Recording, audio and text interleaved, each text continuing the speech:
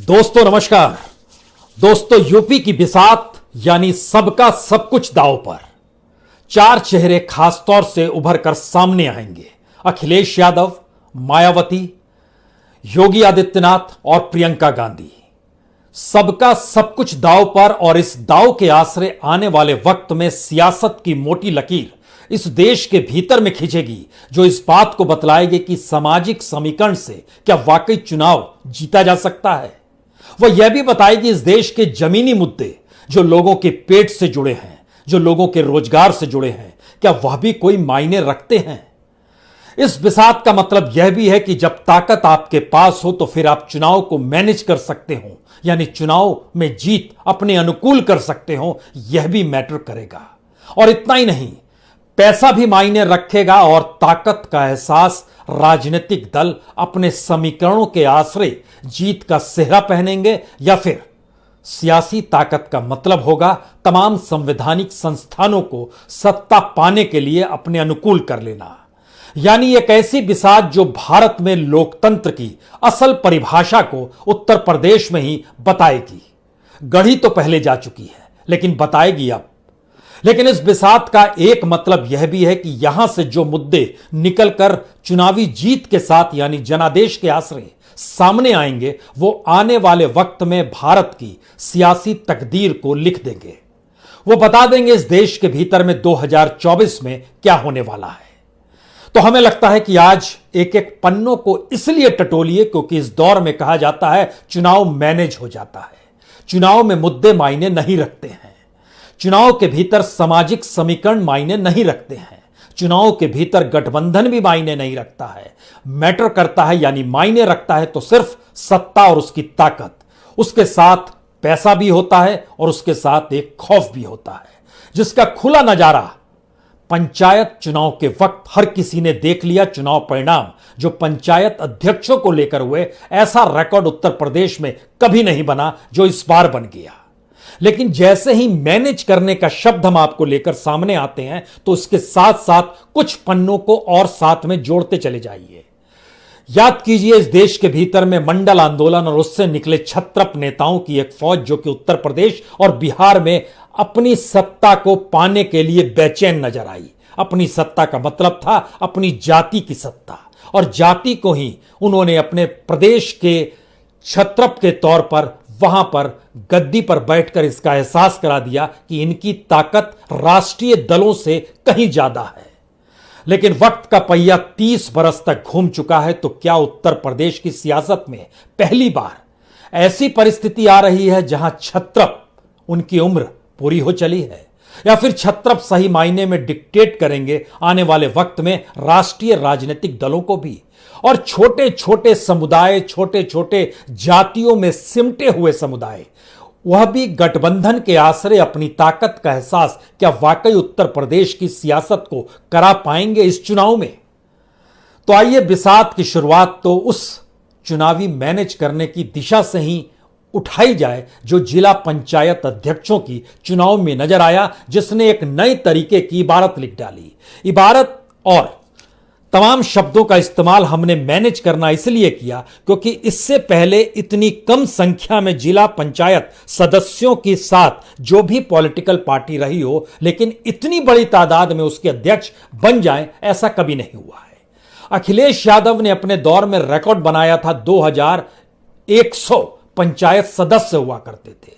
उसमें से उसके रिकॉर्ड बहुत साफ तौर पर था कि 75 में से 63 जगहों पर अध्यक्ष समाजवादी पार्टी थे। लेकिन बीजेपी ने अध्यक्षों को लेकर समाजवादी पार्टी का रिकॉर्ड तोड़ दिया और वह पहुंच गई 67 पर। लेकिन जब पंचायत के सदस्यों का चुनाव हो रहा था उसमें उसकी संख्या सिर्फ 690 थी 3052 में से।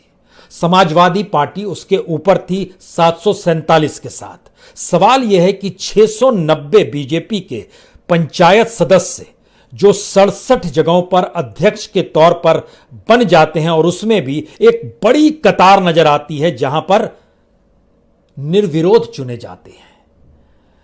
और खास तौर से उत्तर प्रदेश के भीतर जब किसानों का सवाल हो, उत्तर प्रदेश के भीतर जब कोविड महामारी के दौरान शमशान घाट भी ना मिल पाने की परिस्थितियों को यहां के लोगों ने देखा और भोगा हो। ऐसी परिस्थिति जिसमें उत्तर प्रदेश के भीतर में सबसे ज्यादा बेरोजगारों की तादाद हो, उत्तर प्रदेश के भीतर देश के अलग अलग हिस्सों से लौटे हुए प्रवासी मजदूरों की संख्या सबसे ज्यादा हो जिनके पास काम ना हो, उत्तर प्रदेश के भीतर मनरेगा से भी काम इस दौर में कम मिल पा रहा हो, यानी स्थिति कितनी नाजुक है। और ऐसे में हम उत्तर प्रदेश की सियासत बिसात का कच्चा चिट्ठा लेकर आपके सामने बैठे हैं। तो दो तीन सच जान लीजिए। उत्तर प्रदेश की सियासत मौजूदा वक्त में इसकी कतई इजाजत नहीं देती है कि क्षत्रप सिर्फ अपने बूते सत्ता में आ सकते हैं। शानदार वक्त में चाहे वो अखिलेश यादव रहे हों और सबसे बुरे वक्त में चाहे वो अखिलेश यादव रहे हों, दोनों परिस्थितियों में अखिलेश यादव के वोट बैंक में यानी समाजवादी पार्टी के वोट बैंक में कभी सेंध बड़ी नहीं लगी। यही हाल मायावती का रहा है। मायावती जब सत्ता में थी तब उनको जितने वोट मिले और जब सत्ता में नहीं थी तब जितने वोट मिले, दोनों में कोई बहुत अंतर नहीं है। हां, कांग्रेस में एक बड़ा अंतर जरूर आया और उसने लगभग 50 से 60% अपने वोट को खोया है। ये सारे वोट शिफ्ट होकर चले गए बीजेपी के पास।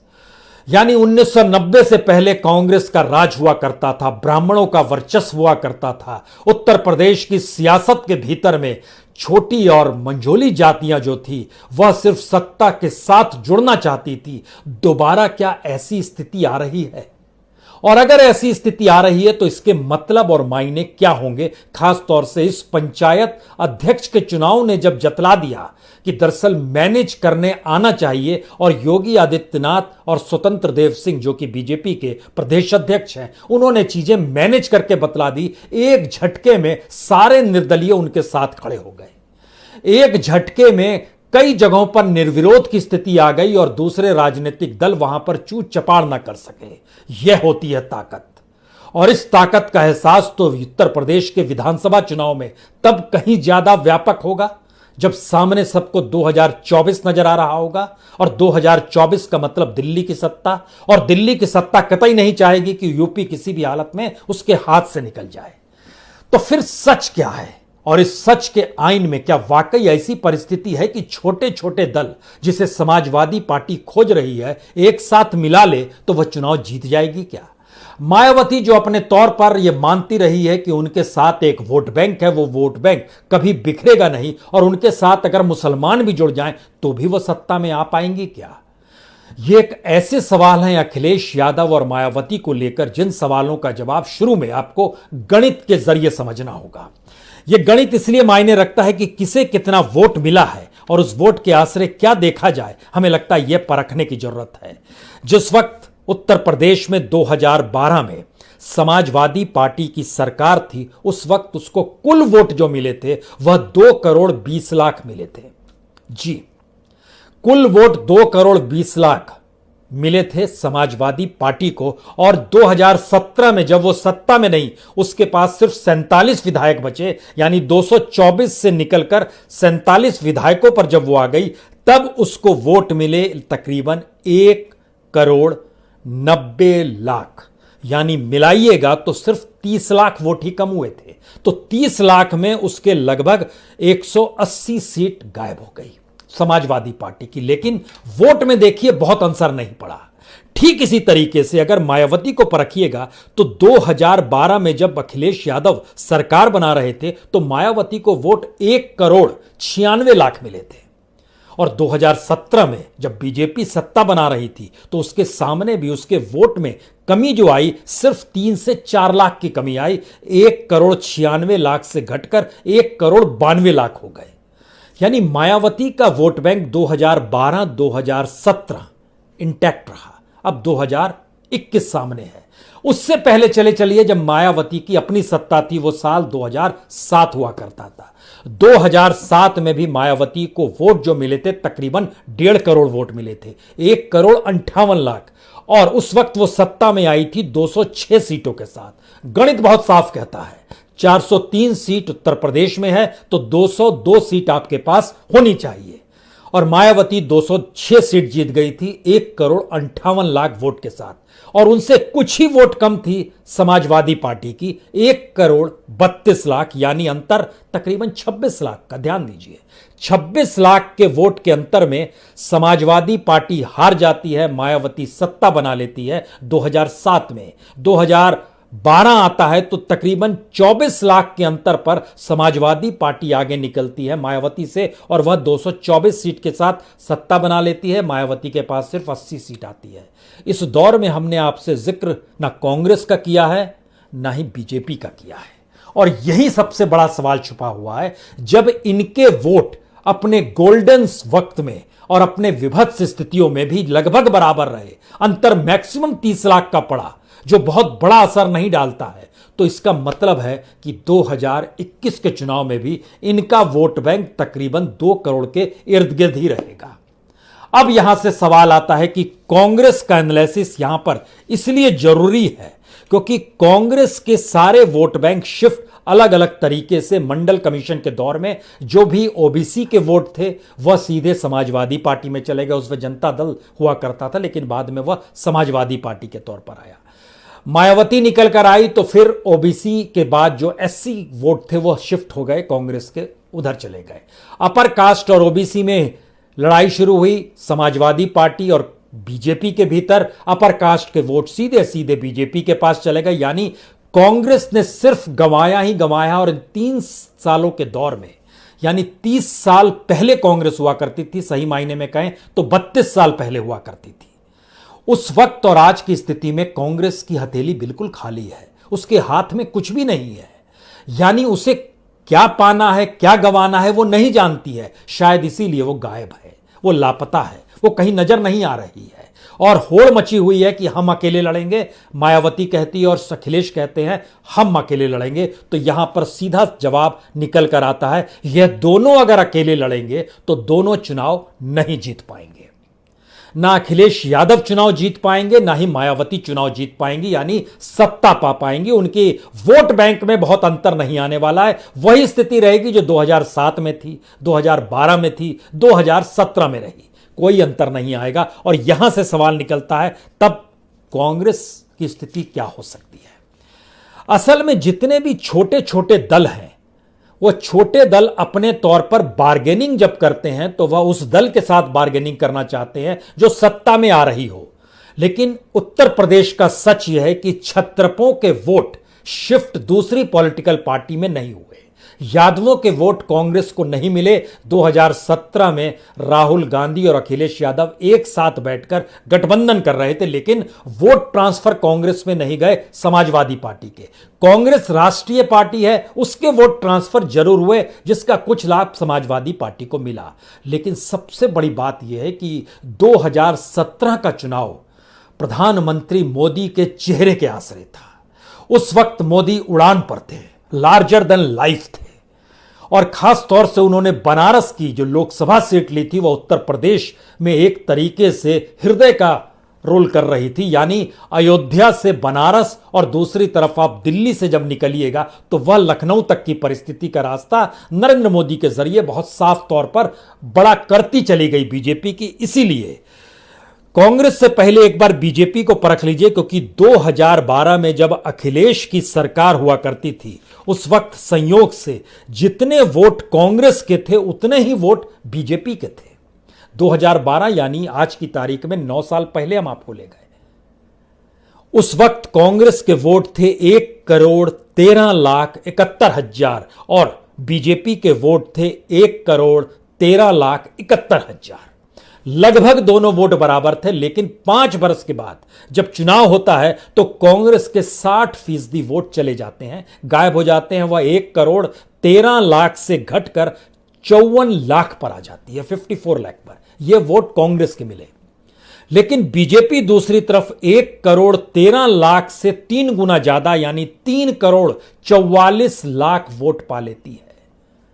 इतनी बड़ी तादाद में इसका मतलब बहुत साफ था कि जो 30 लाख वोट समाजवादी पार्टी के कम हुए, जो तकरीबन 60 से 65 लाख वोट कांग्रेस के कम हुए, ये सीधे वोट शिफ्ट हो गए बीजेपी के पास। और इसके अलावे जो भी छोटे छोटे राजनीतिक दल थे, जो खास तौर से अति पिछड़ा जिसको आप कहेंगे, या फिर जिनको ओबीसी की कैटेगरी में रखेंगे, वो तमाम पार्टी बीजेपी के साथ आकर खड़ी हो गई। फिर यहां पर एक सवाल, 2017 में जो छोटी पार्टियां बीजेपी के साथ खड़ी थी, आज की तारीख में वो क्या चाहेंगी? एक सच तो बहुत साफ है कि अगर वो अखिलेश और मायावती से मिलते हैं तो उन्हें लाभ नहीं हो रहा है। उनको लाभ राष्ट्रीय पॉलिटिकल पार्टी के साथ ही मिलने पर होगा। बीजेपी सामने है और कांग्रेस अभी तक सक्रिय होती नजर नहीं आ रही है।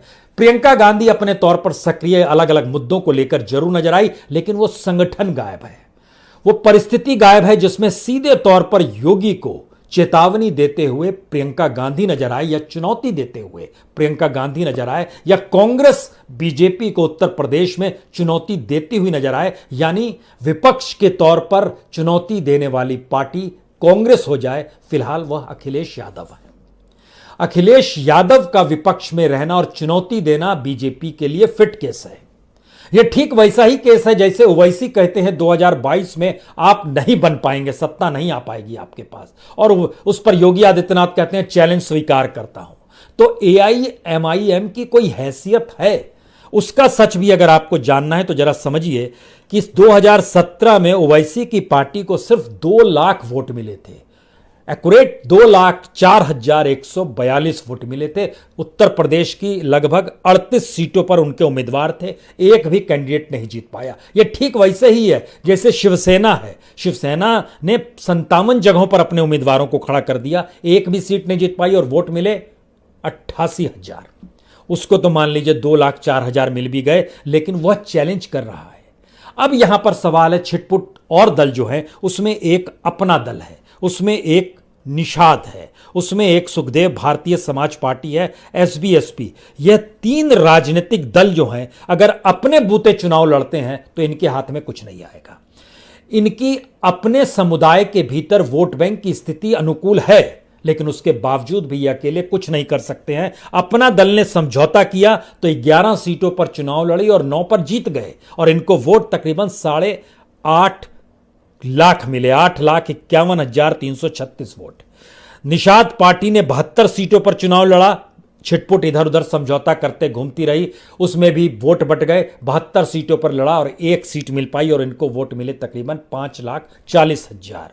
जो एसबीएसपी है इसको 6,07,911 वोट मिले, लेकिन ये 8 सीटों पर चुनाव लड़ती है और 4 पर जीत जाती है क्योंकि इसने पॉलिटिकल समझौता बीजेपी के साथ कर लिया। अब सवाल यह है कि उत्तर प्रदेश के भीतर जब बीजेपी मुद्दों के आश्रय घिरी हुई है, बीजेपी उन्हीं मुद्दों के आश्रय घिरी हुई है जो कि उसके जन्म के साथ जुड़े रहे और गवर्नेंस को लेकर भी सवाल है, तो ऐसे में सामने अखिलेश यादव और मायावती इनका कुछ नहीं बिगाड़ सकते हैं। छोटे राजनीतिक दल कुछ नहीं बिगाड़ सकते। सवाल यह है कि अगर बड़ी राष्ट्रीय पार्टी के तौर पर कांग्रेस वहां खड़ी हो जाती है और कांग्रेस अपने पारंपरिक वोट बैंक को साधने के लिए, चाहे वो ब्राह्मणों का हो, कुछ हद तक वह दलितों का हो, कुछ हद तक मुसलमानों का, मुसलमान तो एकमुश्त उस दिशा में जाएगा ही जो चुनाव जीत रहे होंगे। और जब किसानों के मुद्दे का हम आपसे जिक्र कर रहे हैं तो किसानों का मुद्दे का समाधान राष्ट्रीय स्तर पर है। समाजवादी पार्टी या बीएसपी या छोटे दलों के जरिए नहीं है। एक जिक्र हम करना भूल गए आरएलडी का।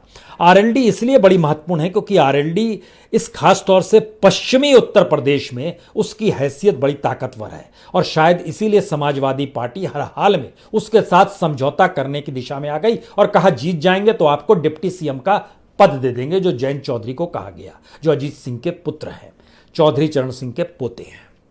लेकिन सवाल यह है कि आरएलडी इस बात को नहीं समझ पा रही है कि आरएलडी उस किसान के हिस्से में है और उस मैनेज करने वाले बीजेपी पार्टी के दायरे में आ रही है, क्योंकि उसकी हैसियत इस पंचायत चुनाव में जब नजर आई तो उसमें बहुत साफ था कि 2015 में उसके पास बागपत और शामली 2 जगह पर उसके अध्यक्ष थे, जिला पंचायत अध्यक्ष थे। आज की तारीख में सिर्फ बागपत पे है।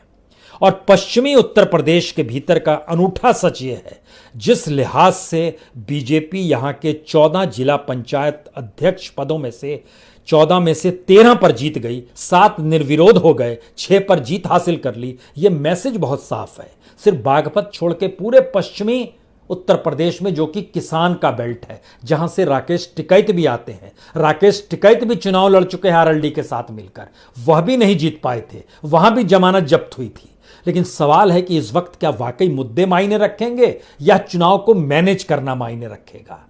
इन दोनों सवाल के अक्स तले लौटिए आरएलडी पर। आरएलडी को सोचिए, 2007 में 19,29,000 वोट मिले, 2012 में वो कम हुए और 17,63,000 हो गए, 2017 में और कम हो गए, 15,45,000 हो गए।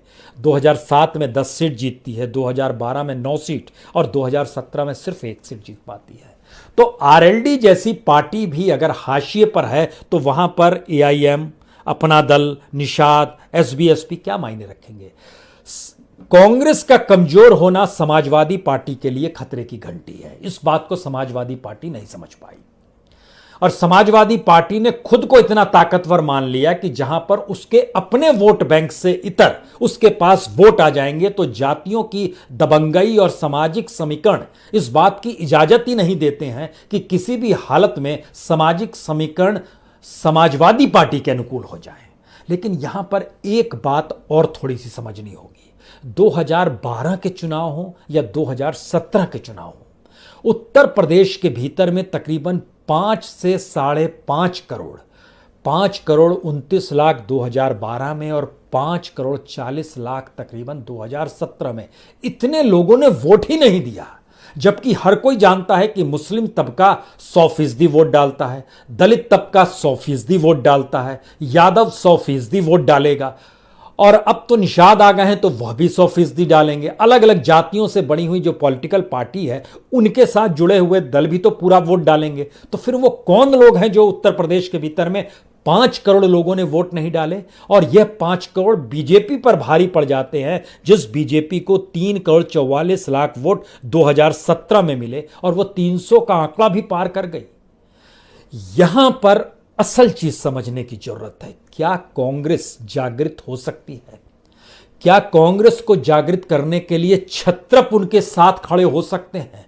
यह इसलिए समझना होगा क्योंकि छत्रपों की उम्र क्या 30 साल में पूरी हो गई? क्योंकि 1989 जब मुलायम सिंह यादव जब मुख्यमंत्री बने उसके बाद से देखिएगा तो कभी भी 5 साल से ज्यादा सत्ता से बाहर रहने की स्थिति में ना समाजवादी पार्टी को आई ना बीएसपी को आई।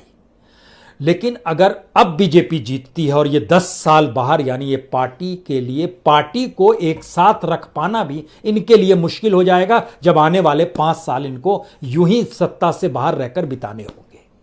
सवाल था कि कांग्रेस मुक्त भारत नारा क्यों दिया मोदी ने। एक वक्त लोहिया भी कहा करते थे, लेकिन लोहिया की दृष्टि जो थी वो कांग्रेसी नेताओं तक को लेकर थी। लेकिन यहां पर कांग्रेसी नेताओं को बीजेपी अपने साथ लाकर चुनाव जीतने का इस्तेमाल हर जगह करती रही है, यह भी छुपा हुआ नहीं है। यानी कांग्रेस मुक्त इसलिए जरूरत है क्योंकि इस देश के भीतर में छत्रपों को आस देने के लिए कांग्रेस की मौजूदगी अलग अलग राज्यों में नजर आई है और पहली बार संकट ऐसा है कि छत्रपों को लगने लगा कांग्रेस मर गई और वह मजबूत हो गए और वही विपक्ष के तौर पर है। जैसे ही वो सामने आएंगे तो उनका अपना वोट बैंक तो बना रहेगा, लेकिन वह चुनौती दे पाने की स्थिति में नहीं आएंगे और यही स्थिति उत्तर प्रदेश के भीतर निकलकर सामने आ रही है। 3 मैसेज बहुत साफ हैं। अगर मायावती और अखिलेश अलग अलग चुनाव लड़ेंगे तो चुनाव नहीं जीत पाएंगे। दोनों एक साथ आएंगे तो चुनाव इनके साथ जीतना सबके लिए आसान हो जाएगा, यह दोनों चुनाव जीत जाएंगे। कांग्रेस अगर वाकई राजनीतिक तौर पर सक्रिय होती है और वो अपने साथ अपने पारंपरिक वोट बैंक, जो खास तौर से ब्राह्मणों का वोट बैंक है और कुछ हद तक दलितों का वोट बैंक है, उसमें जैसे चंद्रशेखर जैसे लोग हैं, उनको अगर साथ ले आती है, जो चंद्रशेखर के लिए भी अनुकूल होगा, क्योंकि उसका रास्ता अकेले नहीं निकलेगा, उसका रास्ता मायावती के साथ नहीं निकलेगा, उसका रास्ता समाजवादी पार्टी के साथ नहीं निकलेगा। यही स्थिति जैन चौधरी की भी है। तो इनको यूपी के भीतर में कैसे चीजों को खड़ा करना है अपने अनुकूल लाने के लिए, अन्यथा इस देश के भीतर से छत्रप खत्म होंगे और राष्ट्रीय पार्टी ही बचेगी। क्योंकि इस दौर में भी जब सामने आता है तो राज्यों के चेहरों से हटकर जब प्रधानमंत्री का चेहरा ही राज्यों में घूमते रहा तो वहां पर छत्रप अपने चेहरे के आसरे कैसे चुनावी जीत हासिल कर सकते हैं, अगर कुछ देर के लिए मैनेज करने की बात को दरकिनार भी कर दिया जाए तो। क्योंकि जातियों से निकली हुई पॉलिटिकल पार्टी का वोट बैंक इंटैक्ट रहता है, लेकिन उसकी बड़ी सीमा होती है, वह बड़े छोटे से हिस्से को घेर पाता है। और तीसरी सबसे बड़ी स्थिति है कि क्या वाकई अगर कांग्रेस खड़ी हो पाएगी, और कांग्रेस अगर खड़ी हो जाती है और प्रियंका गांधी अगर खड़ी हो जाती है तो 2024 को लेकर जो नजारा हर कोई देखना चाहता है, शरद पवार उधर मीटिंग करते हैं अलग जगह पर बैठकर, दक्षिण से कुछ स्टालिन की आवाज आती है, इधर से तेजस्वी की आवाज आती है, अलग अलग जगहों से ममता बनर्जी उधर से बोलती हैं, इनके लिए रास्ता अनुकूल हो जाएगा अगर कांग्रेस जागृत हो जाए तो। अन्यथा अपने अपनी चीजों में सिमटते हुए बीजेपी एक एक करके सबको खत्म कर देगी, यह एक फैक्ट है। सवाल है कुछ कांग्रेस को सोचना है, कुछ छत्रपों को सोचना है। अन्यथा आने वाले 5 साल में जब आपके पास पॉलिटिकल फंडिंग नहीं होगी, पैसा नहीं होगा, संगठन कैसे चलाइएगा, मुद्दे पूरे तरीके से हड़प लिए गए हैं दिल्ली के जरिए। किसान और खेती का मुद्दा जो राज्यों का मुद्दा था, जब उसे भी सेंटर निर्धारित करने लगा है तो किसान भी सोच रहा होगा कि अगर उसने वोट दे ही दिया समाजवादी पार्टी को तो भी पार्लियामेंट के भीतर उनके इस कानून को लेकर कौन आवाज उठाएगा। ये सारे सवाल हैं। इस बिसात को हम लोग हर संडे को आपके साथ बैठकर चर्चा किया करेंगे कि रास्ता जा किधर रहा है। बहुत बहुत शुक्रिया, बहुत बहुत शुक्रिया। दोस्तों नमस्कार। दोस्तों यूपी की बिसात यानी सबका सब कुछ दांव पर 4 चेहरे खासतौर से उभर कर सामने आएंगे। अखिलेश यादव, मायावती, योगी आदित्यनाथ और प्रियंका गांधी। सबका सब कुछ दांव पर, और इस दांव के आसरे आने वाले वक्त में सियासत की मोटी लकीर इस देश के भीतर में खींचेगी, जो इस बात को बतलाएगी कि सामाजिक समीकरण से क्या वाकई चुनाव जीता जा सकता है। वह यह भी बताएगी इस देश के जमीनी मुद्दे जो लोगों के पेट से जुड़े हैं, जो लोगों के रोजगार से जुड़े हैं, क्या वह भी कोई मायने रखते हैं। इस बिसात का मतलब यह भी है कि जब ताकत आपके पास हो तो फिर आप चुनाव को मैनेज कर सकते हो, यानी चुनाव में जीत अपने अनुकूल कर सकते हो, यह भी मैटर करेगा। और इतना ही नहीं, पैसा भी मायने रखेगा और ताकत का एहसास राजनीतिक दल अपने समीकरणों के आसरे जीत का सेहरा पहनेंगे, या फिर सियासी ताकत का मतलब होगा तमाम संवैधानिक संस्थानों को सत्ता पाने के लिए अपने अनुकूल कर लेना। यानी एक ऐसी बिसात जो भारत में लोकतंत्र की असल परिभाषा को उत्तर प्रदेश में ही बताएगी। गढ़ी तो पहले जा चुकी है, लेकिन बताएगी अब। लेकिन इस बिसात का एक मतलब यह भी है कि यहां से जो मुद्दे निकलकर चुनावी जीत के साथ यानी जनादेश के आसरे सामने आएंगे, वो आने वाले वक्त में भारत की सियासी तकदीर को लिख देंगे। वो बता देंगे इस देश के भीतर में 2024 में क्या होने वाला है। तो हमें लगता है कि आज एक एक पन्नों को इसलिए टटोलिए क्योंकि इस दौर में कहा जाता है चुनाव मैनेज हो जाता है। चुनाव में मुद्दे मायने नहीं रखते हैं, चुनाव के भीतर सामाजिक समीकरण मायने नहीं रखते हैं, चुनाव के भीतर गठबंधन भी मायने नहीं रखता है। मैटर करता है यानी मायने रखता है तो सिर्फ सत्ता और उसकी ताकत, उसके साथ पैसा भी होता है और उसके साथ एक खौफ भी होता है, जिसका खुला नजारा पंचायत चुनाव के वक्त हर किसी ने देख लिया। चुनाव परिणाम जो पंचायत अध्यक्षों को लेकर हुए, ऐसा रिकॉर्ड उत्तर प्रदेश में कभी नहीं बना जो इस बार बन गया। लेकिन जैसे ही मैनेज करने का शब्द हम आपको लेकर सामने आते हैं तो उसके साथ साथ कुछ पन्नों को और साथ में जोड़ते चले जाइए। याद कीजिए इस देश के भीतर में मंडल आंदोलन और उससे निकले छत्रप नेताओं की एक फौज जो कि उत्तर प्रदेश और बिहार में अपनी सत्ता को पाने के लिए बेचैन नजर आई। अपनी सत्ता का मतलब था अपनी जाति की सत्ता, और जाति को ही उन्होंने अपने प्रदेश के छत्रप के तौर पर वहां पर गद्दी पर बैठकर इसका एहसास करा दिया कि इनकी ताकत राष्ट्रीय दलों से कहीं ज्यादा है। लेकिन वक्त का पहिया 30 बरस तक घूम चुका है, तो क्या उत्तर प्रदेश की सियासत में पहली बार ऐसी परिस्थिति आ रही है जहां छत्रप उनकी उम्र पूरी हो चली है, या फिर छत्रप सही मायने में डिक्टेट करेंगे आने वाले वक्त में राष्ट्रीय राजनीतिक दलों को भी। और छोटे छोटे समुदाय, छोटे छोटे जातियों में सिमटे हुए समुदाय, वह भी गठबंधन के आश्रय अपनी ताकत का एहसास क्या वाकई उत्तर प्रदेश की सियासत को करा पाएंगे इस चुनाव में? तो आइए बिसात की शुरुआत तो उस चुनावी मैनेज करने की दिशा से ही उठाई जाए जो जिला पंचायत अध्यक्षों की चुनाव में नजर आया, जिसने एक नए तरीके की इबारत लिख डाली। इबारत और तमाम शब्दों का इस्तेमाल हमने मैनेज करना इसलिए किया क्योंकि इससे पहले इतनी कम संख्या में जिला पंचायत सदस्यों के साथ जो भी पॉलिटिकल पार्टी रही हो, लेकिन इतनी बड़ी तादाद में उसके अध्यक्ष बन जाएं, ऐसा कभी नहीं हुआ है। अखिलेश यादव ने अपने दौर में रिकॉर्ड बनाया था। 2100 पंचायत सदस्य हुआ करते थे। उसमें से उसके रिकॉर्ड बहुत साफ तौर पर था कि 75 में से 63 जगहों पर अध्यक्ष समाजवादी पार्टी थे। लेकिन बीजेपी ने अध्यक्षों को लेकर समाजवादी पार्टी का रिकॉर्ड तोड़ दिया और वह पहुंच गई 67 पर। लेकिन जब पंचायत के सदस्यों का चुनाव हो रहा था, उसमें उसकी संख्या सिर्फ 690 थी 3052 में से। समाजवादी पार्टी उसके ऊपर थी 747 के साथ। सवाल यह है कि 690 बीजेपी के पंचायत सदस्य जो 67 जगहों पर अध्यक्ष के तौर पर बन जाते हैं, और उसमें भी एक बड़ी कतार नजर आती है जहां पर निर्विरोध चुने जाते हैं।